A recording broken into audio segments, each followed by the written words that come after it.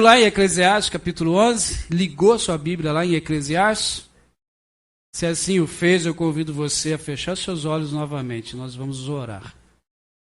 Deus, é tão bom estar na tua presença e as nossas guerras são vencidas não com as nossas forças, não com as nossas armas, não com o nosso conhecimento.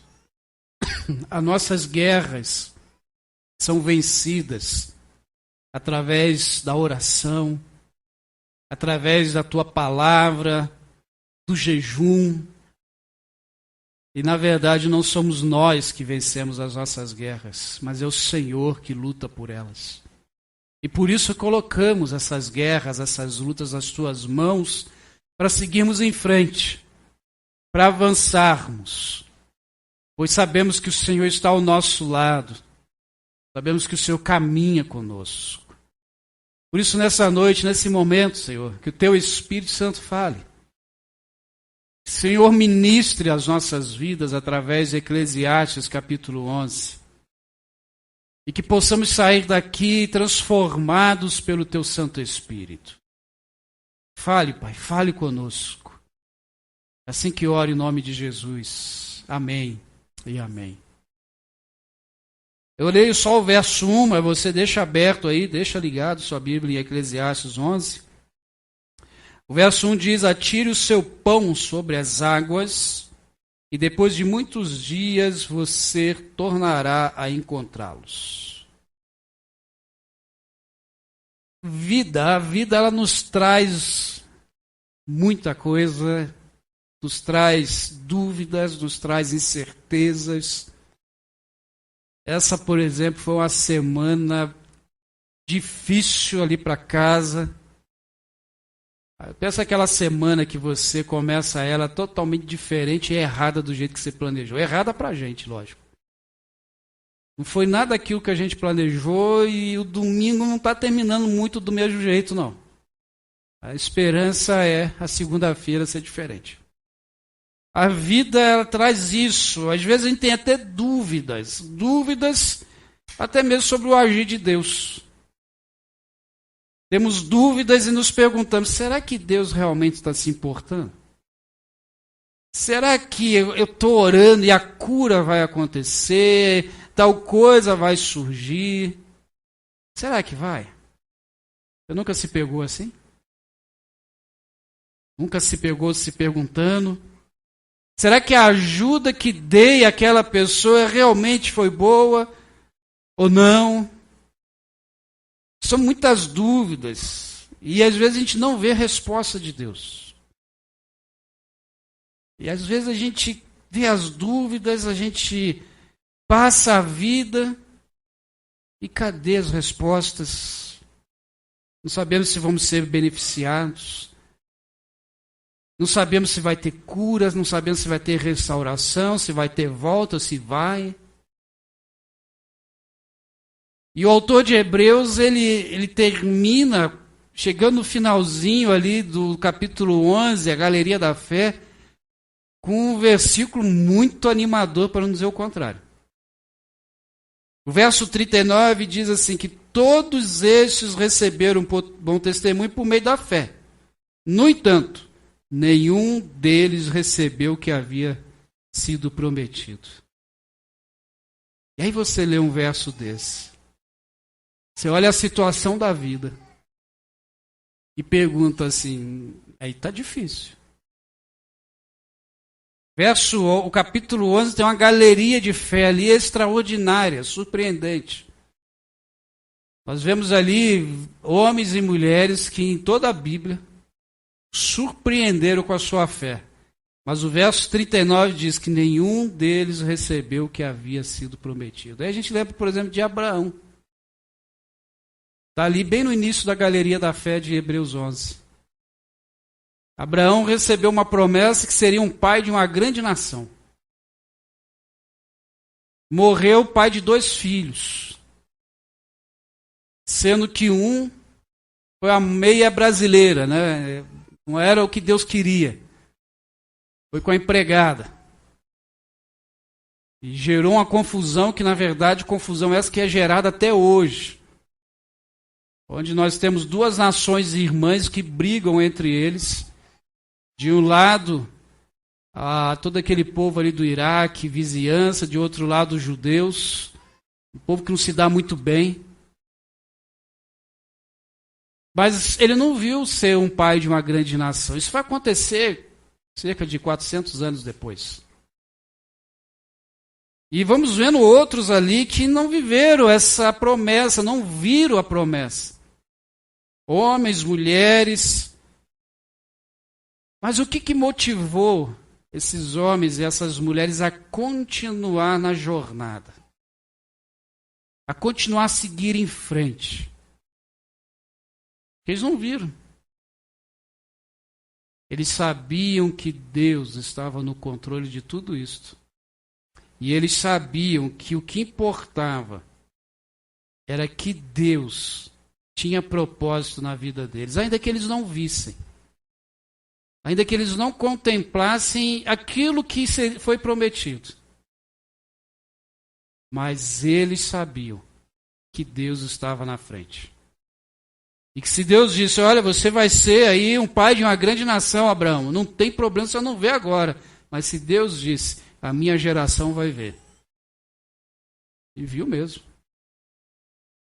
Tanto que muitos anos depois deu problema para o Egito. De tantos filhos de Abraão que surgiram ali. Irmãos, o que você tem passado, que você tem orado? Você tem buscado a Deus? E parece que a resposta não vem, e você vai... Estou igual a Hebreus 11, pastor, sabe? Deus prometeu, mas ainda não recebi. O que Deus nos manda falar hoje, falou comigo, através dessa mensagem, é o seguinte, continue. Ainda que você não veja, outros vão se beneficiar com isso. E Deus pode usar você. Não desista, porque no tempo dele chega. Eu me lembro de muitos anos atrás, a Paula ainda estava grávida da Mariana, que trabalhava numa empresa, essa empresa ela fazia fiscalização de uma construção de um hospital. E na empresa em que a gente fiscalizava, precisava de um auxiliar administrativo. E tinha um rapazinho na igreja lá que só dá trabalho. Tinha 18 anos, 18 para 19 anos. E estava querendo trabalhar, porque estava pensando em começar a namorar. E eu chamei ele no canto e falei, surgiu uma vaga lá. Não está exigindo experiência. Você quer? Eu quero. Aí alguns da igreja chegou, você é doido, você vai ter dor de cabeça com esse rapaz lá. Você não quer nada na vida, não. Não, mas ele vai lá. Mas o que pode acontecer daqui a um mês ser mandado embora, passar ali o tempo de experiência. Ele entrou. Começou a fazer o trabalho muito bem. Nos primeiros salários que ele fez, que ele recebeu, ele fez uma inscrição num curso de administração. Curso, não sei se aqui tem, o Microlins. Tem? Tinha. Então ele entrou ali, começou a fazer um cursinho, daqui a pouco fez outro, aprendeu a mexer em computador. Começou a gostar do negócio. A empresa que ele trabalhava foi mandada embora. A outra que entrou ficou sabendo dele, já contratou, já não deixou ele embora. Entrou numa faculdade de administração. Fez uma especialização em administração hospitalar. Hoje ele é pai, é um administrador em hospitais. Recentemente a gente encontrou com ele. Falou que resolveu tirar 6 meses de férias, que estava muito cansado, mas um outro hospital de uma outra cidade ligou para ele e ofereceu um salário. Ele disse, eu só vou se for por tanto. Eu falei, a gente paga. Um garoto que ninguém dava nada por ele. Poderia ter dado nada? Poderia, mas quem sou eu para dizer se vai dar alguma coisa? Quem diz é Deus. O que Eclesiastes nos convida, irmãos, é investir na nossa vida e investir na outra vida também, é seguir em frente. Não é ficar parado. Porque A gente não sabe a forma que Deus vai trabalhar ou a forma que Deus está trabalhando. Porque mesmo quando a gente faz algo, planeja muito bem feito, muito bem planejado. Obrigado, meu irmão. Você adivinhou nas minhas tosses. A gente não consegue, a gente não sabe se aquilo que eu planejei correto vai dar certo. O Eclesiastes nos diz que se a gente fazer algo por nós mesmos, mas se a gente não confiar e ter fé na ação de Deus, a gente corre um risco muito grande de fracassar. 1 Coríntios 15, 58 diz, portanto, amados irmãos, mantenham-se firmes e que nada os abale. Sejam firmes, sejam sempre dedicados à obra do Senhor, pois vocês sabem que no Senhor o trabalho de vocês não será inútil. Somos convidados hoje, por Eclesiastes, a ter uma vida cristã de ousadia. Esse é o convite de Eclesiastes hoje. Seguir em frente com ousadia. E aprendendo a ter a visão e aproveitando, estar atento às oportunidades. O verso 1 e o verso 2, um que lemos, e o 2, diz assim, atire o pão sobre as águas, e depois de muitos dias você tornará a encontrá-lo. Reparta o que você tem com 7, até mesmo com 8, pois você não sabe que desgraça poderá cair sobre a terra. Eu gosto de Eclesiastes porque ele é sincero, né? Ele não mede as palavras. Ele vai dizer, você não sabe o que vai vir depois. Tem algumas traduções, algumas explicações para esses versículos, porque eles são bem complicadinhos de entender mesmo, verso 1 e verso 2. A primeira explicação, bem dinâmica, bem plausível, a interpretação, é que Eclesiastes está falando sobre a gente ser generoso. Cabe também você ser generoso, você lança a generosidade, isso pode voltar para você. E ele fala, não seja generoso com só, seja generoso com um monte de gente, porque você não sabe o dia da desgraça na tua vida também. Mas o que na verdade Salomão está falando não tem nada a ver com generosidade, ainda que a gente possa usar. Mas não é isso que ele está dizendo, ele está falando aqui sobre investimento financeiro. Parece estranho, mas é isso que Eclesiastes está falando. Quando ele fala sobre atirar o pão sobre as águas, ele não está falando literalmente você vai pegar o pão, jogar no rio e depois o pão vai voltar para você e 8 vezes mais. Pensou que beleza? No preço que está o pão na padaria, você jogar lá no rio lá e depois vir 8 pães. Não é isso. Aqui a analogia é sobre o trigo. Ele está falando sobre os negócios que um rei possa fazer, negócios sábios, muito bem feitos, e que isso vai render depois. Ele vai mandar o trigo e os navios, navio anda sobre as águas. Então o navio vai voltar com os benefícios daquele trigo que foi vendido. O que Salomão está dizendo no verso 1 é o seguinte, que um bom rei, ele traz investimentos, ele faz com que a sua nação prospere. E o verso 2 também está falando sobre investimento financeiro. Ele está dizendo, não faça investimento num local só. Não faz investimento só com trigo, faz com outras coisas. Com 7 até com 8, porque você não sabe de onde vai vir o problema. É só a gente imaginar o nosso país, por exemplo. Se o nosso país investir só numa coisa. Quem aqui de Maringá há mais tempo, eu não sou, sabe que o grande investimento no passado aqui era o quê?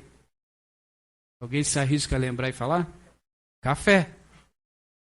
Investimento pesado no café, até o dia que teve a geada. E matou todos os pés de café. Quem só produzia café, o que aconteceu? Quebrou. Agora, o que isso tem a ver com a nossa vida espiritual? O que a gente traz a investimento financeiro para a nossa vida espiritual, para seguir em frente? Simples, irmãos. Faça investimento na obra. Invista a sua vida na pregação do Senhor, da mensagem do Senhor. Aproveite todas as oportunidades. Porque uma hora ela volta. Uma hora ela chega. Principalmente essas oportunidades de se fazer discípulos, de anunciar O que Salomão está nos ensinando é: esteja atento aos movimentos, esteja atento ao que está acontecendo em sua volta. Esse rapaz que falei lá, que hoje é pai de família, está muito bem sucedido na sua profissão, foi um rapaz que nós levamos para Cristo através do trabalho com jovens. Era um garoto que era da pá virada no bairro lá. Bem difícil. Se tornou um homem profissional. Foi um pão que a gente jogou e voltou. E voltou bem. Investimento feito ali. Assim como os empresários procuram cuidar bem dos seus investimentos, como disse Salomão, nós que somos cristãos precisamos cuidar bem da pregação, do anúncio do evangelho, da propagação. Investir mesmo. E Salomão não está falando de investimento só em dinheiro. Ele está falando de investimentos em vidas, em estar com pessoas, em valorizar as pessoas. Às vezes a gente tem medo de investir, a gente tem medo de se arriscar como igreja. E como que a gente vai contar milagre depois, irmãos? Como é que a gente conta bênçãos? Como é que a gente testemunha se a gente não se arrisca? Se a gente fica ali só assim, na hora que der a gente faz. E aí o verso 3 e o verso 4 fala que isso é perigoso. Olha o que diz lá. Quando as nuvens estão cheias de água, derramam chuva sobre a terra. Quer uma árvore caia para o sul, quer para o norte, no lugar que ela cair, ela ficará. Quem observa o vento não plantará, e quem olha para as nuvens não colherá. Quando a gente fala de oportunidades, às vezes a gente aproveita também a oportunidade das condições perfeitas. Se as condições estão perfeitas, vamos aproveitar. Vamos agora. Mas e quando a gente planeja, a gente faz de tudo direitinho, mas as condições não estão perfeitas? A gente vai ficar lá de braços cruzados esperando começar a ficar perfeito? Ou a gente se arrisca? Ou a gente dá um jeito? Porque nem sempre as condições vão estar perfeitas. E quando a gente fala de reino de Deus, o mais comum é as condições não estarem perfeitas. Normalmente é assim. A gente lança um desafio. Como pastor, já estou grisalho disto. A gente lançar um desafio, alguém dizer assim: pastor, não vai dar. Não tem dinheiro, não tem gente, não tem isso, não tem aquilo. Se a gente esperar condições perfeitas e não aproveitar as oportunidades que Deus está nos dando, a gente nunca vai viver os milagres dele na nossa vida. Como eu disse na Assembleia, se você lembra, veio e vai lembrar dessa frase, Deus está pronto para mostrar portas, a gente só precisa aprender a usar a chave. As portas são as oportunidades que ele vai nos dar. Verso 3 e 4, Salomão está dizendo que tem coisas que a gente faz e tem coisas que Deus faz. Ele está usando aqui a figura do fazendeiro, muito comum para o seu tempo. O fazendeiro ele tem que ir lá e plantar. Ele pode olhar as nuvens, bem, vai chover, não vai chover, mas ele tem que ir lá plantar. Se o fazendeiro ficar somente esperando o momento em que o céu está carregado para plantar, ele vai perder a oportunidade, porque aí quando ele começar a plantar, chove. E a semente já tem que estar na terra quando vir a chuva. Não é assim? Mas é o que eu vejo o pessoal fazendo. Quando ele fala da árvore que caiu, a árvore depois que cai, o que a gente faz? A gente viu muito bem, a gente está vendo ainda em Maringá essa semana. Caiu, ficou ali. Você não pode fazer mais nada a não ser retirar. Ele está dizendo, o fazendeiro chega lá na sua plantação, caiu a árvore, teve uma tempestade. Se ele não retirar ali, ela fica. Tem coisas que o fazendeiro não pode fazer, que é fazer chover e não deixar que uma árvore caia, porque se ela tiver que cair, talvez ali para um raio, ou a velhice dela, enfim, ele não consegue prevenir aquilo que pode acontecer. O que ele pode fazer? É plantar e colher. Se nós ficarmos olhando somente o tempo, irmãos, nós não vamos colher. Se nós ficarmos simplesmente esperando a situação vir positiva, a gente não vai fazer nada. E pessoas cada dia mais vão caminhando para o inferno. Eu lembro de uma passagem que está lá em Lucas 8, quando Jesus está passando pela rua, a partir do verso 43, Lucas 8, 43, um pouco acima, Jesus ele está indo, na verdade, na casa de Jairo, quando Jairo falou que a filha dele estava muito doente. Enquanto Jesus caminhava para a casa de Jairo, a multidão ia junto com Jesus, e ele, de repente, ele para e diz, alguém tocou em mim. Quem que me tocou? E o discípulo diz, Senhor, a multidão está te impressando, o Senhor quer saber quem te tocou? Não, mas não foi um toque assim de encostar, foi um toque de fé, porque eu senti algo, eu senti esse poder sair de mim. Eu quero saber quem foi. Eu creio que Jesus já sabia. Ele só queria que aquela mulher, que por 14 anos sofria com hemorragia, se manifestasse e dissesse, fui eu. Porque ele queria dar mais para ela. Jesus queria dar um pouco mais para aquela mulher. Não queria só dar cura. Queria dar perdão. Queria trazer restauração, aumentar a fé daquela mulher. Porque aquela mulher tinha o papel dela. E ela foi atrás dele. O papel dela era vencer o preconceito.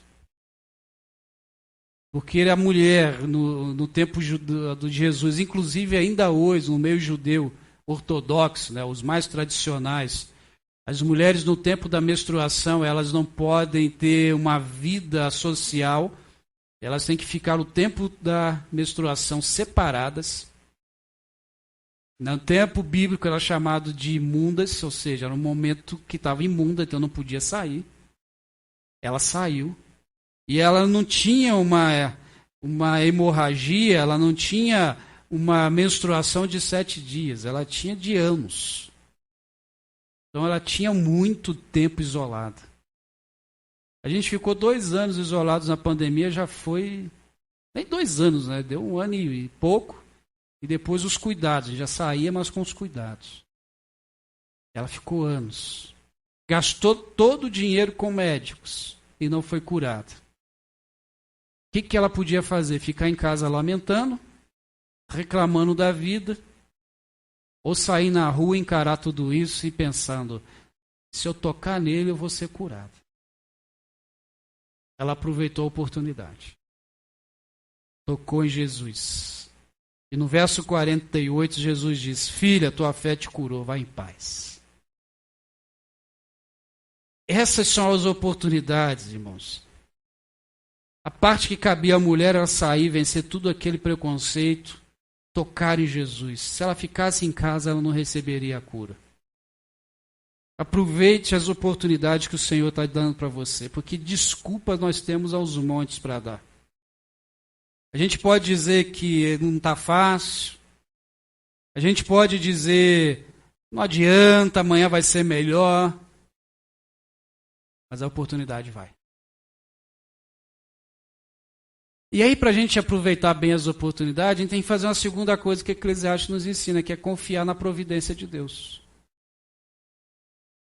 Que não adianta só a gente ser bom planejador, botar tudo nas planilhazinhas bonitinhos, ter dinheiro em caixa, mas se a gente não confiar na providência de Deus.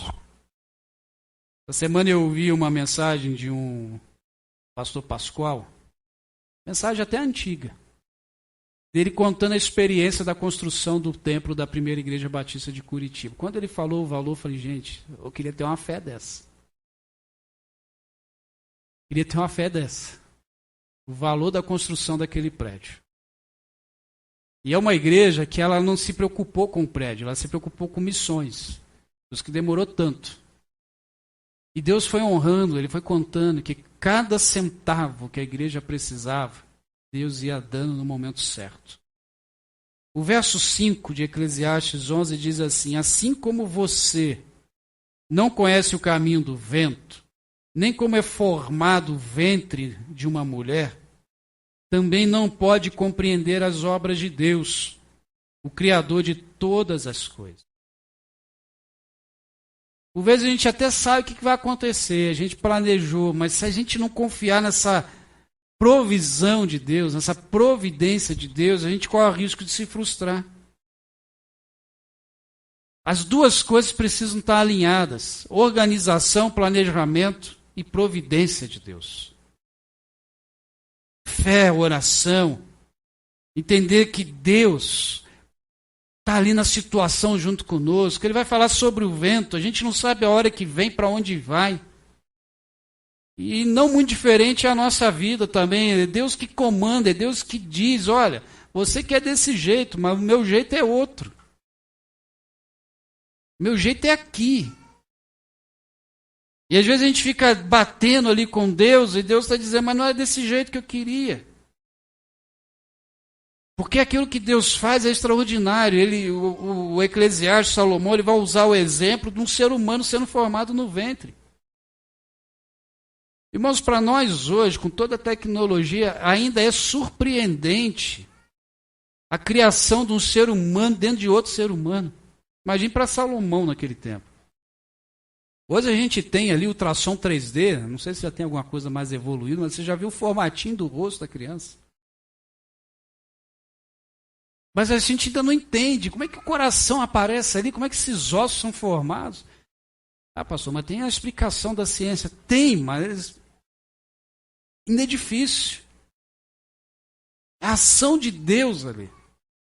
O mover de Deus na criação do homem. O Salmo 139, 14 diz: eu te louvo porque me fizer de modo especial e admirável. Tuas obras são maravilhosas, disso tenho plena certeza. Lógico, a formação de um ser humano não é a única coisa, não é a única obra de Deus que transcende a nossa compreensão. Não é só isto.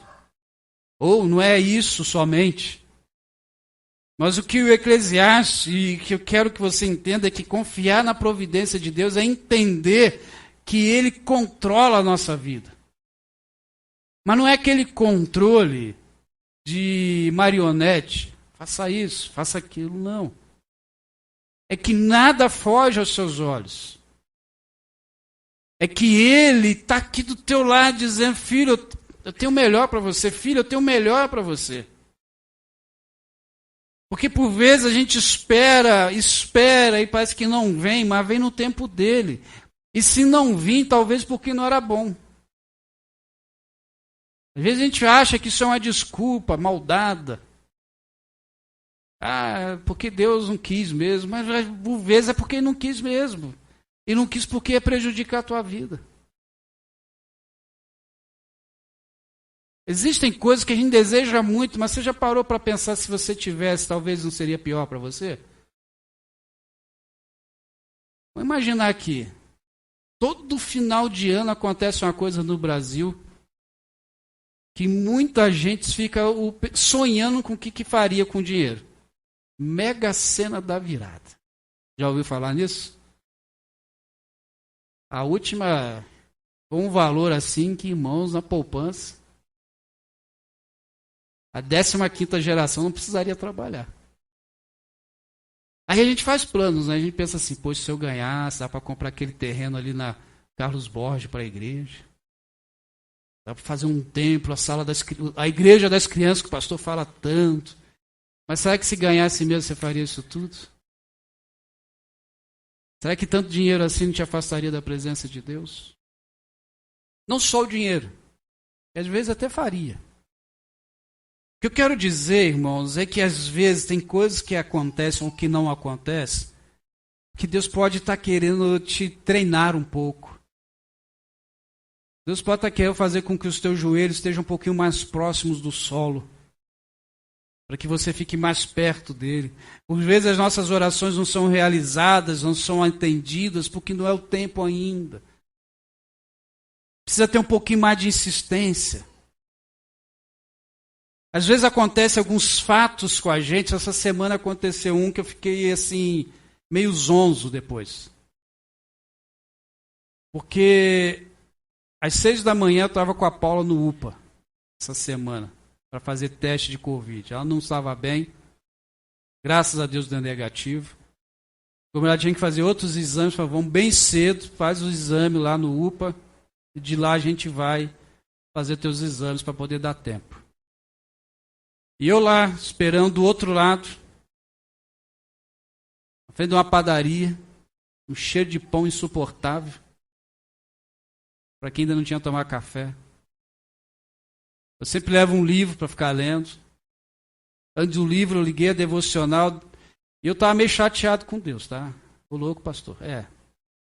Se Jeremias pôde, por que eu não? Profeta chorão, conhece Jeremias? Reclamou algumas coisas com Deus, eu estava ali no carro reclamando algumas coisas com Deus. Liguei lá o aplicativo da devocional, falava sobre oração. Li o texto, ouvi a devocional, tinha uma aplicação, acabei, orei ali mesmo, dentro do carro.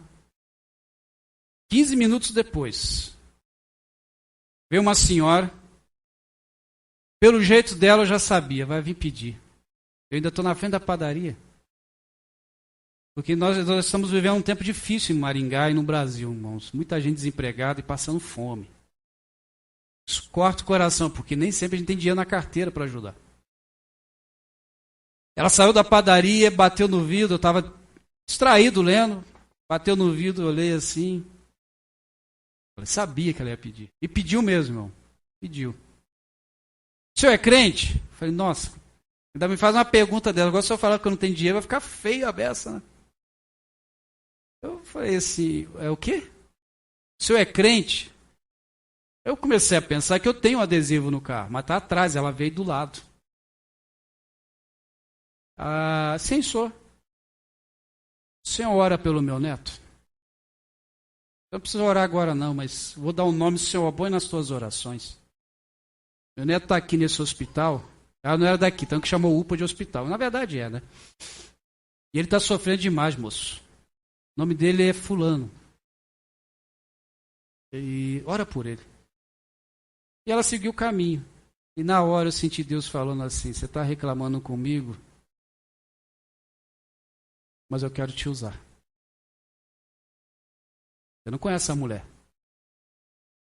E ela também não te conhece. Como é que ela sabe que você é crente? Aí você vai pensar assim, se eu não estava lendo o livro, estava, só que a capa estava virada para baixo. Nem o livro ela viu. Não tinha adesivo no meu carro. Só o de trás. E ali eu entendi que Deus estava vindo com providência para as reclamações que eu estava fazendo com ele ali. A conversa de filho com pai. Você que é pai sabe essas conversas que às vezes quando os filhos têm com você. Eu falei, tá bom, senhor, eu entendi. Aí falei com a Paula, falei, viu? Mulher tem dessas coisas, né? Né, Mário? Não te falei? Creia nas provisões de Deus para a sua vida, irmãos. A maior provisão de Deus para a sua vida se chama Jesus Cristo. Porque através de Jesus nós temos a esperança da eternidade. Através de Jesus nós temos a provisão divina de termos essa esperança. Há muitos cristãos que hoje estão parando de fazer o que faziam. Estão deixando de lado, afirmando que já fizeram muito, que agora é vez dos outros, e não estão crendo na provisão divina, não estão aproveitando as oportunidades, não estão tendo mais ousadia, não estão seguindo mais em frente. E aí Eclesiastes vai dizer o seguinte, olha, aproveite as oportunidades, creia na provisão divina, porque a vida é longa e ela é constante. Olha o verso 7 a 9 aí. A luz é agradável e bom é ver o sol. Por mais que um homem viva, deve desfrutar sua vida toda. Lembre-te, porém, dos dias de trevas, pois serão muitos. Tudo o que está para vir não faz sentido. Alegre-se, jovem, na sua mocidade. Seja feliz o seu coração nos dias da sua juventude. Siga por onde o seu coração mandar, até onde sua vida alcançar. Mas saiba que por todas essas coisas Deus trará julgamento. Irmãos, a vida é o maior presente que Deus deu para você. A vida é uma bênção. Viver é presente de Deus. A vida, ela, quando a gente aproveita bem, Deus abre portas maravilhosas. Essa semana vi a história de uma moça, acho que era tetraplégica. Ela teve um AVC raro. E os médicos disseram que esse tipo de AVC, normalmente, ele causa morte. E ela ficou paralisada por completo, não falava, não movia os braços, não movia as pernas. Porém, tem um cérebro perfeito.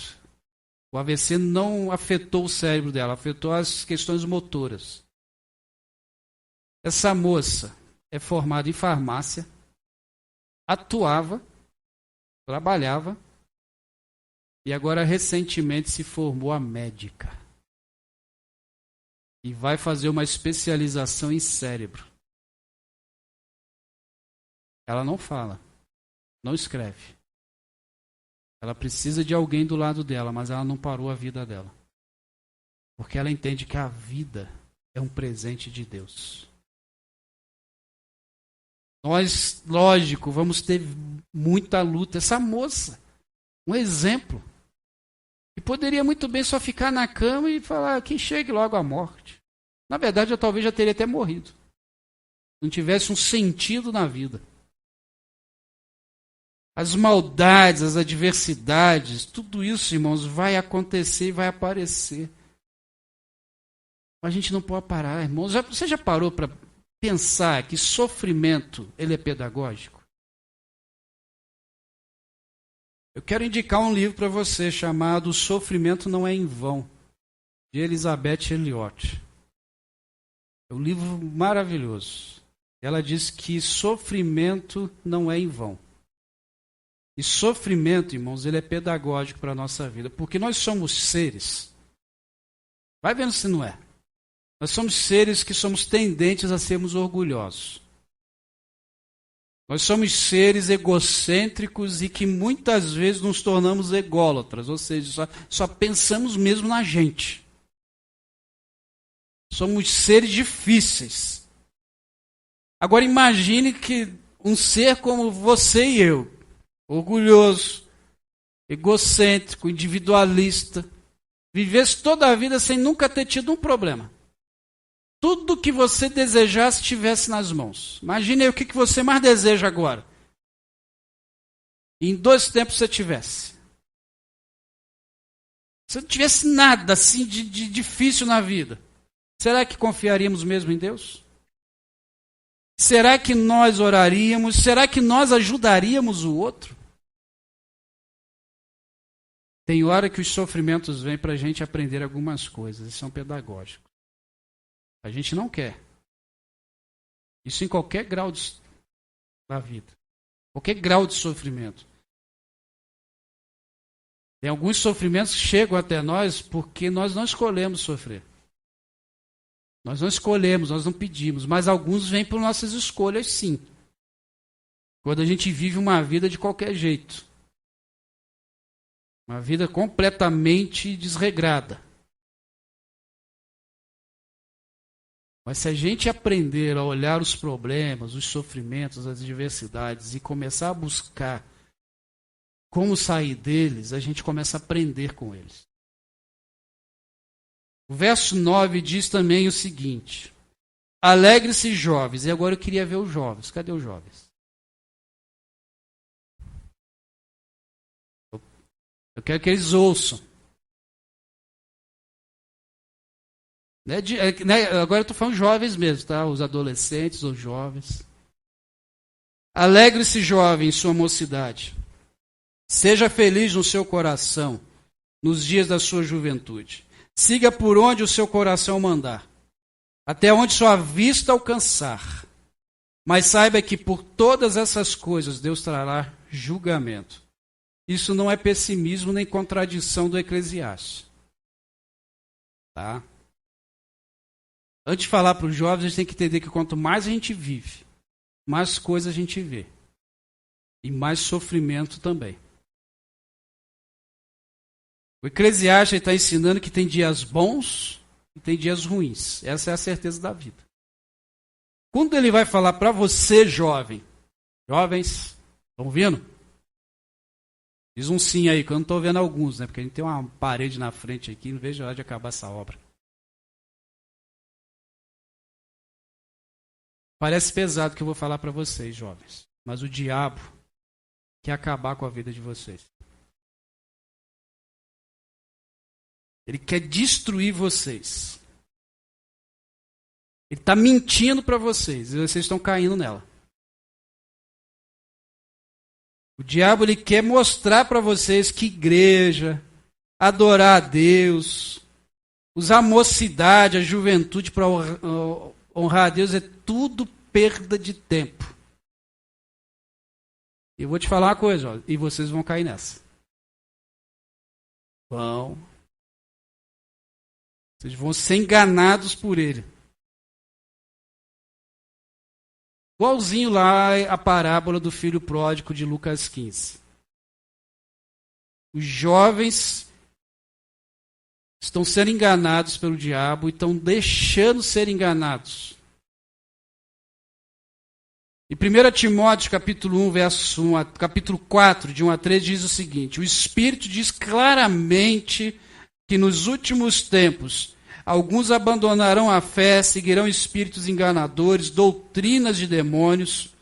Tais ensinamentos vêm de homens hipócritas, mentirosos, que têm consciência cauterizada, proíbem casamento e consumo de alimentos que Deus criou, para serem recebidos com ações de graças pelos que creem e conhecem a verdade. Eu queria que os jovens não ficassem andando agora. Comecei a falar para eles, eles estão sumindo. Porque o diabo, e por isso Eclesiastes e Timóteo está falando isso, ele já começou esse processo da destruição dos jovens. Quando Tiago, o apóstolo Paulo, escreve para Timóteo sobre alimento e casamento, ele está falando de valores. Valores do seu tempo. Valores para os nossos tempos. E hoje tem uma coisa que não existe mais, está se perdendo, são os valores. Os respeitos. Hoje estão caindo em valores falsos, ideologias. E não se para pensar um pouco no que está acontecendo, no que está se ouvindo. A Bíblia ensina que os valores são importantes. E o mundo diz que os valores não são mais importantes. Aí o que acontece? Principalmente com a juventude, já não sabe para onde vai. O que faz? Como li recentemente, inclusive eu li no livro de psicologia, que ele dizia o seguinte: a sociedade abandonou os 10 mandamentos para seguir os 10.000 mandamentos e não se dá conta mais e por isso vivem do jeito que estão vivendo. E o autor, que é um judeu, ele disse o seguinte: era mais fácil seguir 10 do que 10.000. Só que agora eu falo para a igreja. Parem de ficar reclamando dos jovens. Parem de dizer que jovem só serve para dar dor de cabeça. Parem de crucificar o jovem quando ele faz a besteira, porque jovem tem que fazer besteira mesmo. Ô louco, pastor, é porque ele é jovem. Ele tem que aprender as experiências dele. Vamos ler Eclesiastes de novo para você entender. Siga por onde o teu coração mandar, até onde a sua vista alcançar. Não é isso que ele está dizendo? Jovem, viva, faça. Só que, jovens, não parem no ponto. O Eclesiastes continua, ele diz: mas saiba que todas as coisas, essas coisas, Deus trará julgamento. O Eclesiastes, ele não quer nos assustar, ele não está dizendo que Deus nos ameaça, mas ele está dizendo, cuidado. Tudo é lícito, tudo eu posso fazer, como disse o apóstolo Paulo. Tudo, mas nem tudo é lícito. Tá aí. Ah, não pode fazer nada, posso. Mas devo. Uma vez, bem lá no início da faculdade, acho que no segundo semestre, um colega me chamou num canto e falou, tu não fala palavrão, né? Falou, quem disse? Eu nunca ouvi você falando palavrão falar. Optar e não falar é diferente. Falei, a língua portuguesa tem tanta palavra bonita, e para que usar um palavrão? Por isso eu não falo, eu optei em não falar. Não é que não posso falar, não, eu optei em não falar. Deu para entender, jovem? Muita coisa vai ser oferecida, muita coisa vai aparecer na sua vida. Opte em não fazer para que você não se arrependa depois. E como igreja, oremos pelos jovens, reclamemos menos. Investamos em oração, em ministério com jovens. Eu tenho orado muito, irmãos, para que Deus levante um ministério de jovens na nossa igreja, para abalar essa comunidade aqui e fora dela também. Porque os jovens, irmãos, os jovens têm todo o potencial. O jovem tem todo o vigor. Não só para sair fazendo missões, mas para ser um homem ou uma mulher de Deus. O verso 9 e 10 diz, siga por onde o teu coração mandar, até onde a tua vista alcançar, mas saiba que por todas essas coisas Deus trará julgamento. Afaste o coração da ansiedade e acabe com o sofrimento do seu corpo, pois a juventude e o vigor são passageiros. Por isso, jovens, cuide da tua vida espiritual. Porque 15 anos, 16 anos, 18 anos, 20 anos, 25, 30 anos, passa rápido. Voa. Sim, ó. Ontem estávamos numa festinha de aniversário, os únicos pais, além dos avós que estavam lá, que não tinha filho pequeno, era Paulo e eu. Aí conhecemos um casal, aí falou assim, vocês já não vivem mais isso aqui, né? Falaram, não, meus bebês vai fazer 21 e o outro vai fazer 16. Ah, então tu já passou por isso. Falei, você vai chegar a tua vez, espera. Passa rápido. A gente vendo aquelas crianças lá correndo e querendo roubar o doce da mesinha. Daqui a pouco, meus, passa rápido. Então, jovens, quer ter uma boa vida? Eclesiastes está dizendo, sirva a Deus. Porque o mundo vai dizer para você o seguinte, servir a Deus tira toda a alegria da sua vida. Sabe o que tira a tua alegria da vida? É domingão. Encher a cara, ficar mal e ter que acordar 6 horas da manhã na segunda-feira para ir trabalhar. Com cabeça doendo, de ressaca e muitas vezes sem saber o que fez num domingo à noite. Sabe o que a alegria do Senhor traz para nós? E é isso que o Eclesiastes está dizendo para os jovens. É que quando eu sirvo a Deus, eu termino o domingo, posso até ali comer o doce, um salgado, comer um cachorrão, tomar um refrigerante. Posso até ir dormir tarde, porque perdi a hora, fiquei lá com os irmãos da igreja comendo o cachorrão. Vou levantar cedo para a escola, mas vou bem. Qual é o risco de ter uma dor de barriga? Mas sabe muito bem o que fez no dia anterior. Por isso ele diz, Deus vai trazer o julgamento, porque quando chegar lá na frente, e aí eu falo para os jovens que são filhos de crentes, como os meus filhos, e eu falo isso para eles, Deus não tem netos. Então não adianta você chegar naquele dia do julgamento, em que Jesus voltou, e estamos lá na fila do julgamento, e você dizer assim, Deus, O senhor está dizendo, apartai-vos de mim, mas eu sou filho do pastor. E Deus vai falar assim, daí? Deus, meu pai tocava no ministério de louvor. Cantava, mexia na mesa de som. E Deus vai dizer, e daí? O teu pai eu já resolvi. Você não ouviu seu pai. E agora, não tem mais jeito. Irmãos, a vida, ela traz esses problemas para nós. Mas com o Senhor a gente consegue resolver melhor. A vida, ela traz desgosto, traz constrangimento, traz problema, mas traz bênção também.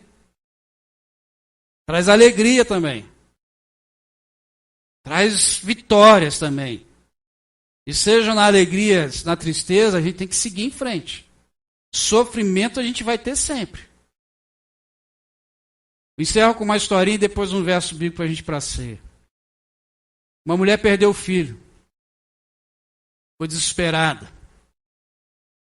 E começou a se perguntar, por que comigo? Por que comigo? E a comunidade dela, muito pesarosa com ela, disse, Senhor, procura o sábio. Porque quem sabe que mora lá no alto do morro, lá que ele vai te dar uma palavra, ele vai trazer um alívio para você. E ela foi. E disse para o sábio, olha, eu perdi meu filho, queria entender por que comigo. Ele sábio pegou um pedaço de pão, deu para aquela mulher e disse, olha, a casa que você encontrar, que você bater a porta e não encontrar ninguém que nunca sofreu, que nunca perdeu nada nem ninguém, que nunca teve nenhum tipo de dor, a casa que você bater e disser assim, não, a minha vida sempre foi perfeita, você vai entregar esse pedaço de pão. Depois você volta aqui.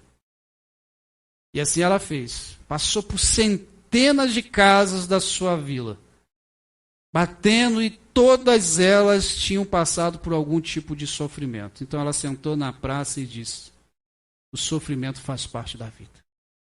Por que estou reclamando? Irmãos, o sofrimento não foi desejo de Deus para a sua vida e nem para mim. Deus não planejou o sofrimento. Sofrimento é resultado da nossa queda, do pecado. Mas ele pode ser aliviado, porque Jesus levou sobre ele os nossos sofrimentos e as nossas dores. Filipenses 4,7 diz que a paz de Deus, que excede todo entendimento, guardará os seus corações e as suas mentes em Cristo Jesus. Paz, felicidade, não é ausência de sofrimento. Paz, felicidade é Cristo em nossas vidas. E por isso eu quero convidar você a orar. Eu sei que eu passei da hora, mas Deus me incomodou muito essa noite, essa semana. E eu sei que o sofrimento não é bom. Mas a paz que vem de Jesus alivia esse sofrimento. Por isso, feche seus olhos. Vamos orar. Pai, venha com teu bálsamo sobre as nossas vidas nessa noite. Venha, Senhor, com alívio do teu Espírito sobre nós. Pai, nos ensine a aproveitar as oportunidades para fazermos um bom trabalho para o Senhor, crer na tua providência. Mas entendendo que a vida é longa, ela é constante, mas ela vem também carregada de algumas lutas. E quando elas chegam, Senhor, que possamos crer que o Teu Espírito Santo nos consola. Que possamos crer, Senhor, que a paz do Senhor é que traz para nós o alívio. Porque, Senhor, se os nossos olhos estiverem baixos, olhando o sofrimento desse mundo, olhando as mazelas desse momento que vivemos, nós não veremos a alegria em lugar nenhum. Mas quando olhamos para o alto, sabemos de onde vem o nosso socorro. Quando nós olhamos para a cruz vazia, para a pedra do túmulo removida, nós sabemos que o Senhor está conosco. Por isso, Senhor, quando os nossos joelhos estão dobrados no chão, nós estamos mais perto do Senhor e do teu consolo e conforto. Por isso, Senhor, nesse momento, nessa noite, visite-nos, ó Pai. O Senhor sabe das nossas aflições. Visite, ó Deus, cada irmão como o Senhor me visitou, ó Deus, através daquela senhora ali, à frente daquela padaria, quando eu estava dentro do carro, distraído, lendo. Depois da conversa que tive com o Senhor, e o Senhor me visitou através daquela senhora.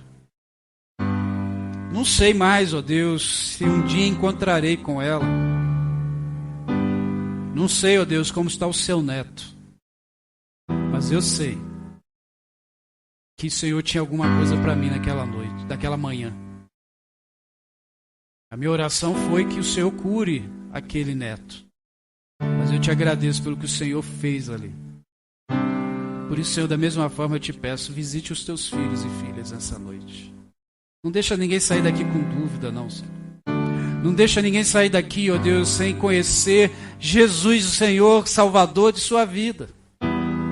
Não deixe ninguém, ó Deus, quando colocar a cabeça ao travesseiro, sem confessar ao Senhor os seus pecados e receber do Senhor o perdão. Não deixe, Deus, ninguém deixar de participar da ceia, porque tem dúvida ou algum constrangimento, mas que coloque agora isso diante da tua cruz e receba do Senhor o perdão. É assim que eu oro, Pai, crendo que o Senhor já está agindo em nossas vidas. Amém.